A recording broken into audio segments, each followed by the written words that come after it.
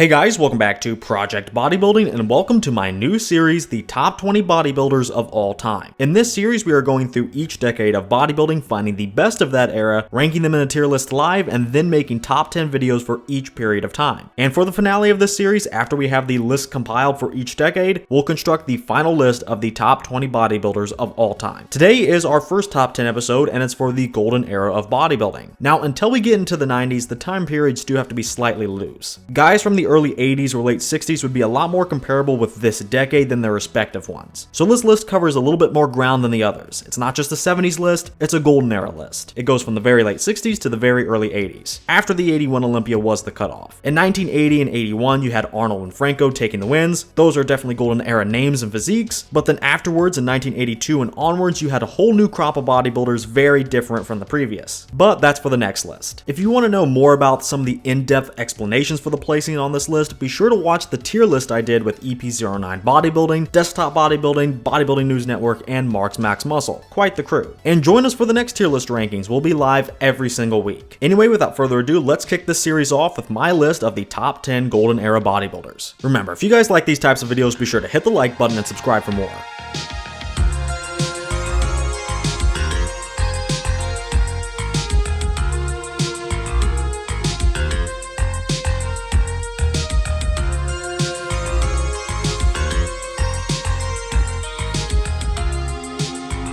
If you want any idea of how cutthroat we're going to be on this list and the future ones, take a look at our first ever placing in this series, which is a literal two-time Mr. Olympia only getting 10th on this list. Of course, I'm talking about Arnold's best friend and training partner, Franco Columbo. Now remember, we are asking ourselves who had the best physique for bodybuilding, and how many people they can or can't beat with their opponents also at their bests. So since Franco is 10th on the list, this is basically me saying he beats everyone else from this era except 9 other guys. This list is not about impact, legacy, even consistency or overall career placings. It's simply about best package versus best package. Who beats who? But anyway, how is a two-time Olympia champ so low on this list? Easy. Neither of those two wins were convincing at all. That 1981 version he brought was after a brutal injury and it didn't deserve to win that year, plain and simple. He had some of the worst gyno I've ever seen, very poor condition, and 0 legs. But that's not his best version, so we're not even considering that. His best is probably 1975, the pumping iron year, or 1976, which is the year he won his first title. Unfortunately, we have even less to go on in order to say how good the 1976 version truly was. My guess is not that good. I mean, if Franco didn't win this event, it was going to be Ken Waller. The truth is, Franco had some really good things, but also some really poor things. The condition he brought was never the best, even for the time, and his legs were also not that good, again, even for the time. He did have that crazy density up top though, mainly in his torso. He had those famously split pecs and those very low inserting flying squirrel lats. Overall, I think he just lacks a whole lot of what made the golden era special, that crazy shape. His proportions were a little squashed, of course, and he was very short, which mattered more then for sure. I know 10th seems like a crazy placing for a guy like Franco, but the more you look at his record, the more you see that it isn't that convincing. And then after that, what can you say to defend him? Not a whole lot. Not as much as you can say about the others on this list.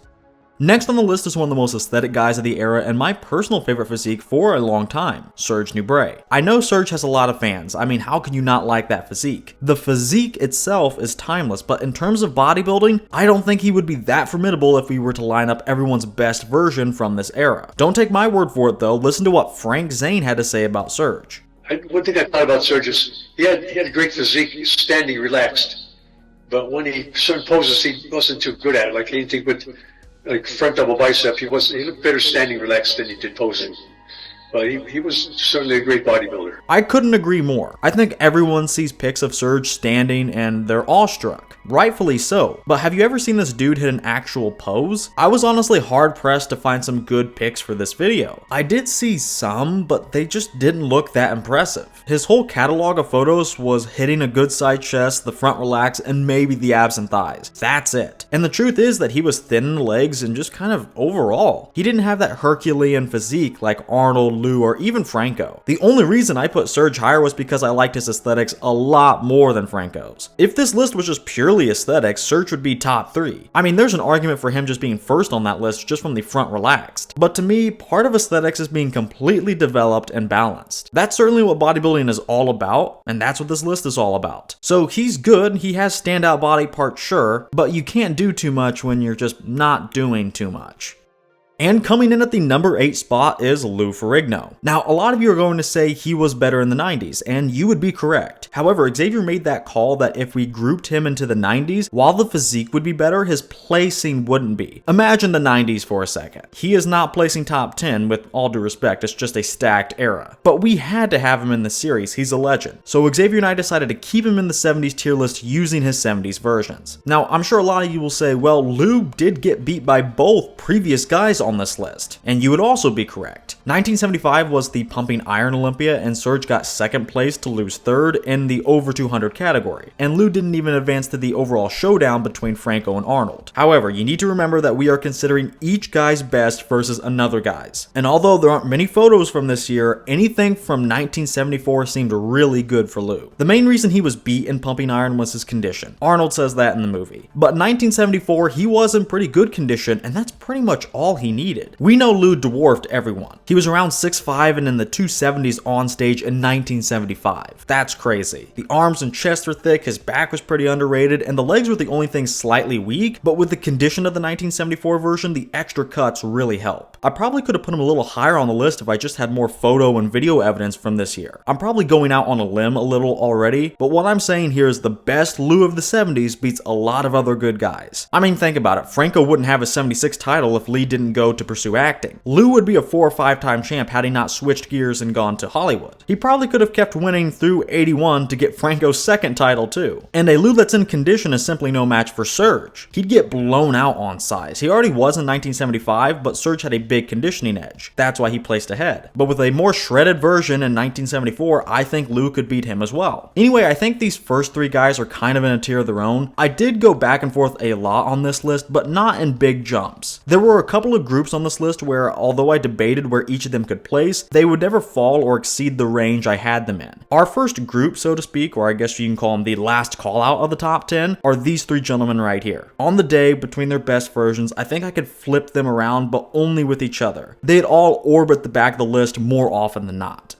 Now this next placing is going to surprise a lot of people, but hear me out. Coming in at number 7 is the myth Sergio Aliva. Sergio is always talked about very highly when it comes to the golden era. You always hear about he was one of only 3 guys to ever beat Arnold, or how Sergio apparently had the best genetics of all time, and so on. Well, to be honest, I just don't see it. Plainly speaking, he's one of the best of the era, no doubt, but I don't think that physique holds up as well as others. His genetics are great, but not the best of all time. Who are we kidding? Honestly, he wasn't even that large as soon as the other guys caught up to him. Here's a photo of him at the 1972 Olympia looking pretty small next to Arnold. And that's another thing. Sure, he was one of these guys to beat Arnold, but that's when Arnold was 20 years old. As soon as Arnold actually crafted his physique and entered his prime, I don't think it was particularly close. Sergio did have these comic book level proportions, and he won his Olympia titles off the back of being ahead of his time for the late 60s. But again, it just doesn't hold up, especially when we're examining the whole era. Also, it's not like he couldn't improve. Guys like Arnold would always push the envelope every single year on what they could bring. Why couldn't Sergio? Why was his physique perpetually stuck in 1969? Well, if you know anything about Sergio, the truth was he just didn't like bodybuilding that much. He kind of fell into it, again, because his genetics were so good. But that's besides the point. I do have legitimate issues with what Sergio was bringing to the stage. His posing was awful, and that mattered a lot more back then, and the conditions sucked for the overall standards of this era. And again, I understand how dominant he was, even with his piss poor condition when he was winning in the 60s, but unfortunately him landing in 7th place is just how the cookie crumbles when we examine him as part of the larger golden era. And you may say that's not fair, and you know what? It's not. You know what's also not fair? The fact that literally none of these guys will be able to compete with anyone past like 1991 or even sooner. So you won't be seeing any of them on the final top 20 list. On various levels, a lot of physiques just don't hold up well. And that's okay. This is about who is the best and who can beat who. Sergio Aliva is good. He's 7th on the list. I think Sergio is very good, and again, I did say he was ahead of his time until everyone else caught up with him. So I do think he's pretty good, but also overhyped for how he compares with his peers of this era. Let's continue with another controversial take. Coming in just outside the top 5 is Mike Mentzer. Now, I definitely just made two groups of fans mad here. For one, yes, I understand this is an early 80s guy on what is basically a 70s tier list, but remember, this particular list covers a little bit more ground. It goes until 1982. I did that because early 80s guys are much closer to the golden era than the rest of the 80s guys. If I were to put some of these guys I did on this list into the 80s one, they'd get left in the dust. But given that they competed later into bodybuilding history, that does mean they have a slight leg up for this list, as they did compete at a later date where standards for mass, condition, and other things were a bit higher. They will have a slight advantage, but I think it's still more fair to everyone to put them here rather than the 80s list. Anyway, the second group of fans I made mad are Mike Mentzer's die-hard followers. 6th is probably far too low in their minds. In their opinion, he should probably be on the final top 20 list. Now, I am on record saying that Mike Mentzer is a little overrated, but that's only because the TikTok crowd glazes the guy so much. He does have a lot going for him. Mike was a little ahead of his time with a good level of muscularity and condition, sometimes even pushing the bounds too much. He was one of the first ones to sport a bubble gut actually. Overall, I really just don't have too much to say here, but luckily it's been exhausted when it comes to Mike Mentzer. If anything, he embodies what was happening during the time between the 70s and 80s. A bit bigger and leaner than his predecessors, but not quite on the level of the guys towards the end of the 80s. Rounding out the top 5, we have another guy from Mike's neck of the woods in bodybuilding history, the quad father himself, Tom Plattz. Mike was a transitional physique between the 70s and 80s, but Tom was actually pushing the envelope even more for the time. His condition was phenomenal, not just in the legs, but everywhere. He was bringing striations and separation where no one ever had before, and Tom had some really good body parts. The legs, of course, go without saying, although his development there cannot go unmentioned. But Tom also had really good pecs, abs, back, and even arms pre-bicep tear. The only issue I have for him is the flow. The shape from the front just wasn't that good. He had a wider waist and narrower shoulders. But honestly, if I was just purely thinking about what would do the best on a modern stage and I wasn't ranking kind of for the time, Tom would probably be first, honestly. That shape is more than passable for a modern stage, even in classic, and with his condition and development, he'd certainly be more equipped than the other guys on this list. But I do want to try to be a little more accurate for the time period. If a golden era judge, say from 1975, was looking at Tom, they'd probably think he was a little overdeveloped, and of course they'd notice the shape wasn't that good. Again, for the era. That's probably the case with all of you out there as well. Some of you will see his insane highlights like the legs and condition and reward that. Others, for the golden era tier list, will prefer more aesthetic shape and development of others. Overall, I am going to try and grade on the curve of the golden era, and this will help handicap those early 80s guys on this list just slightly because they do have an advantage. So I think Tom at 5th place is perfect, right in the halfway spot on our list. Coming up next is our last early 80s guy and a severely underrated bodybuilder at that. In 4th place is the original giant killer, Danny Padilla. That's a pretty high placing for someone that's not that well known, but I firmly believe if given a fair look, he can beat the majority of guys on this list. He probably has the lowest name recognition on the list, but the physique speaks for itself. Danny caps off another one of these groupings I was talking about. This one is made up of Mike, Tom, and of course himself. Those are all early 80s guys, so I thought I should put them together, especially if I'm holding them back a little by grading on a golden era curve. But here's why I had the ranking I did. I saw Mike as definitely a of the time physique, being that transition physique between decades. Tom was a physique that was pushing well into the later 80s on a lot of metrics, but Danny pulls back on what Tom was doing, which is better for this particular list. But Danny was still a little bit more ahead of his time than Mentzer. So for this list, it's the perfect combo. And by the way, I did do a comparison with Mentzer and Padilla, and as you can imagine, based on the results of this list, Danny did come out on top. So definitely go watch that video for some more in-depth analysis on this particular decision. Anyway, Danny has the best condition on this list with Tom Plattz. He was also very muscular and very complete pound for pound, and that shape rivals even the best of the golden era. His only real downside is the fact that he is 5'2", but he was the first guy called Giant Killer for a reason. I think even with his height, again with proper judging, Danny would beat a lot of these guys. He pushes the envelope in all the right ways while still staying true to those golden era ideals when it comes to aesthetics. It's a shame that he wasn't giving that proper judging during his own era. That 1981 package certainly deserves all the praise he can get.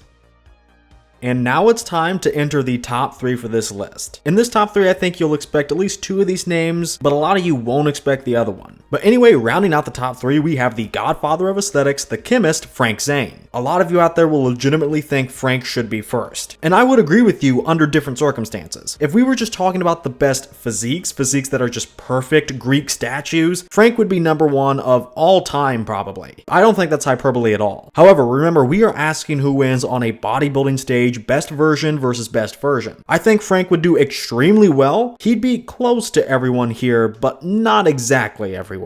And as a little hint, he has beaten the 2 remaining guys on this list at least once. So clearly his physique, while mainly thought of as a work of art, can certainly still get the job done and be competitive with anyone. Now, he was the least muscular Mr. Olympia ever. He was around the upper 180s, low 190s for his 3 Olympia titles. That makes him even less muscular than the 5'5" Franco, who weighed roughly the same but was more compact. But Frank made up for every single pound he was missing with sheer quality. The muscle bellies and proportions made him fit to do battle with much larger opponents. He would often outcondition a lot of guys too, with the best condition of his day, and he was complete. He had everything: delts, back, arms, even the smaller stuff like calves and forearms. He always emphasized in his training the smaller stuff. This way he can have that perfect silhouette with those perfect proportions and symmetry. Frank only getting beat by 2 people on this list proves just how good a balanced and complete physique can be, even if it's the smallest guy on any given stage. So while Frank Zane may not be first, I believe the ideals of his physique will probably outlast anyone else's on this list. And taking the runner-up spot on our list is the dark horse pick of the video. Taking second place is none other than the Black Prince himself, Robbie Robinson. Robbie was barely on my radar before we did the tier list for this top 10. I figured he may end up around 10th to 8th on the final top 10 list, but it turns out I was wrong, and I think a lot of other people sleep on this guy as well. I don't really blame them though. I mean, if you just take a look at competition history like I did, you'd see that Robbie never actually did that well, all things considered. Not as well as you'd expect if you end up in second place on this list. But this is purely because he was screwed over and robbed at just about every turn. He really didn't get his due until the later stages of his career into the late 80s and even early 90s. But in the 70s, Joe Weider was straight up robbing this guy blind. There are no 2 ways about it. Listen to literally everyone from the golden era and listen to what they have to say. All these guys, Frank Zane, Tom Plattz, these guys have nothing but praise for the Black Prince. To be honest, when I look at him, he's basically a more competitive Frank Zane. Robbie had it all. He had some of the best arms at the time, same in the back. He also had a great vacuum pose and proportions with some solid condition too. Again, this is a really dark horse pick that will surprise a lot of you, but I have to be honest, I'm very firm on this one. If you really give Robbie the time of day and examine his physique, which the judges weren't doing back in the day, I truly believe he is one of the biggest slightly hidden gems of this era. And that brings us to our number 1 spot. To no one's surprise, the best golden era physique in bodybuilding is Arnold Schwarzenegger. His impact on the sport is still talked about to this day and it always will be. It should be. But I think this kind of overshadows the physiques he was bringing. Nowadays, the physiques he was bringing to the stage are probably a little underrated, if anything. A lot of people discredit Arnold because of his connection to Joe Weider. No doubt, Joe did some absolutely shady and abhorrent back in the day. But for Prime Arnold, Joe didn't need to rig contests. But what is Prime Arnold? Well, his best version is probably 1973 or 74, but 71 and 75 were stellar as well. Even 72, the year he was kind of off, was pretty good. But with either of those 2 best versions, no one from this time can beat him. He'd be too big for someone like Frank or Serge, and Arnold was pretty much the only one big enough to stand next to Lou. He would also outcondition Lou. He would do the same to Sergio too. Now, I've described Frank and Robbie as having everything, but they have every dial turned to like 7 or 8. But for the time, Arnold was just maxed out in a lot of ways. He was 6'2" and in the 240s with good condition. And the shape really wasn't too bad either. He knew how to pose to hide his weaknesses and accentuate his strong points. And because of all these things, he had one of the most dominant Olympia reigns ever. No one could touch him. You could put the best versions of every single one of the previous guys on this list right next to Prime Arnold. It doesn't matter. Arnold at his best simply had no equal. Well, that's going to do it for our first top 10 list of this series. Let me know in the comments what you thought of each of these placings, what changes you would have made to the list. And of course, if you want to know some of the more in-depth behind-the-scenes conversations behind this list, be sure to check out our Golden Era tier list. But anyway, if you guys like this video, go ahead and hit that like button, subscribe for more, and join us live every Tuesday at 8 p.m. for our live ranking videos for the different decades. And if you guys are interested in supporting my channel even further and want to get your hands on some high-quality supplements, be sure to head over to Arms Race Nutrition. Then at checkout, use my code Project10 to get 10% off your entire order. That's code Project10 on armsracenutrition.com. And finally, with all that said, I want to thank you guys for watching, and I will see you all in the next video.